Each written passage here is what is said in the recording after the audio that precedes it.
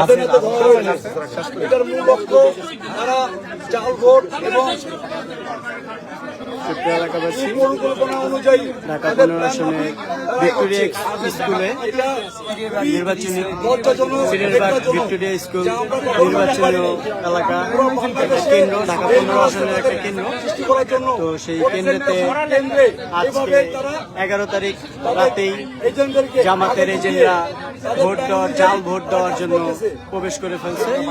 তো ঢাকা 15 ধানের শীর্ষক প্রার্থী যারা ছিল তারা হাতে নাতে ধরছে।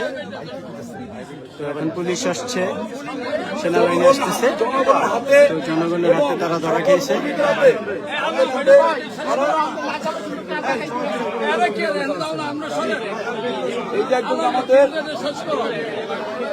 জি স্যার, কিন্তু আজকে ওনাদের বক্তব্য হচ্ছে আজকে তো তাদের কোনো কার্যক্রম নেই, ওনাদের কার্যক্রম তারা অমান্য করে ভোট কেন্দ্রের ভিতর থেকে তাদেরকে জনগণ পাকড়াও করে আইনের হাতে তুলে দেওয়া হয়েছে। আমরা এটা উপযুক্ত বিচার চাই।